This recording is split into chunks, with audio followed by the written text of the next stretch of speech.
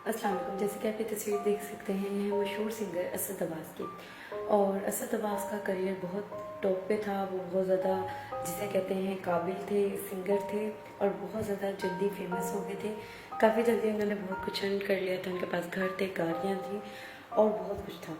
लेकिन देखते ही देखते 2016 में उनको जो है बीमारी स्टार्ट हुई। 17 में जाकर उनको डायग्नोस हुआ और फिर उनकी किडनी फेल हो गई। और अगर फेल किडनी का उनका ट्रांसप्लांट करवाया गया तो वो भी फेल हो गया, जिसके दुख की वजह से उनकी माँ की उसी टाइम सुनते ही डेथ होगी। एक वीक बाद उनकी सिस्टर की डेथ होगी।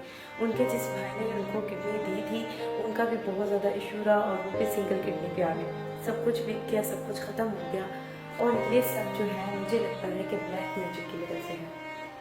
काला जादू, नज़र, हसद, इसको हम जितना इग्नोर कर देते हैं, हम जैसे डॉक्टर के पास तो दवाई के लिए जाते हैं, लेकिन हम इस चीज़ के बात को अगर कोई करता है तो उसको इतना इम्पोर्टेंट नहीं समझता। और अगर वो ये इम्पोर्टेंट समझते तो फिर 2 नंबर कीड़ों के पास भाग जाते हैं। लेकिन एक बात ध्यान में रखिएगा कि नज़र भी बढ़ा है, हसद भी बढ़ा है और काला जादू भी बढ़ा है। जब आप सल्लल्लाहु अलैहि वसल्लम पे हो गया और अल्लाह ने उसकी एक इलाज भी बताया और उसकी तस्वीर भी दिखाई कि काला जादू जो है इस तरह कहा जाता है, क्योंकि ऐसा करोड़ों में या लाखों में आप समझ लें 100 में से एक बंदे को होता है कि उसका ट्रांसप्लांट किया जाए और ट्रांसप्लांट जो है उसका काम नहीं करे। लेकिन जब काला जादू हो जाता है तो इंसान की बॉडी किसी भी तरह से लाइलाज हो जाती है।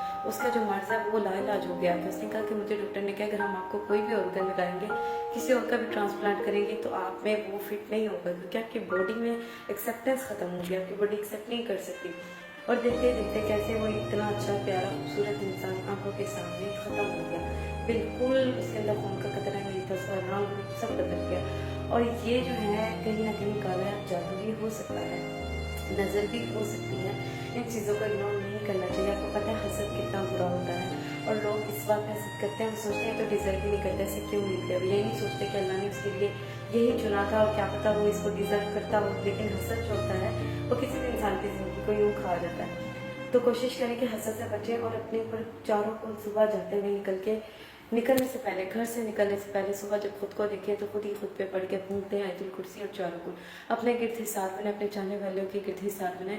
जब अल्लाह ने कहा है कि आपने अपने आप को शैतान से, हसद वालों से, वसवसा डालने वालों से, जिन्नात से, वसवसा डालने वाले इंसान से और जिन से, सबसे आपने पनाह मांगनी है, तो आप पनाह क्यों नहीं मांगते हो। जो इंसान अल्लाह से इन चीज़ों की पनाह नहीं मांगता वही इंसान इन चीज़ों के पकड़ में आता है और वह ऐसे लाइलाज मर्ज में मुब्तला हो जाता है जिसकी ना समझ आती है ना इलाज मिलता है।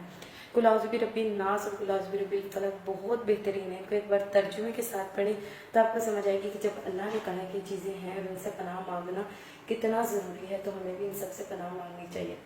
इनके लिए हमेशा दुआ करें और जब भी इनकी तस्वीर देखें इनके लिए अलहम्द पढ़ें, इनके लिए दुआ करें और अपने लिए भी दुआ करें कि अल्लाह हमें लोगों से, हसद वाली नज़रों से और जो है जादू से, जिन्नात से, हर चीज़ से, शैतान से पनाह में रखें। ये कोई आम बात नहीं। आजकल शैतान इतना खुल चुका है हर लिहाज से ही कि वो हम पे बहुत जल्दी हावी हो जाता है। तो जब नबी पे हावी हो सकता था ये सब कुछ, तो हम क्या चीज़ है। तो इसलिए कोशिश करें कि इन चीज़ों को भी सीरियसली इनका ख्याल रखें और इनको अपनी लाइफ में अप्लाई करें।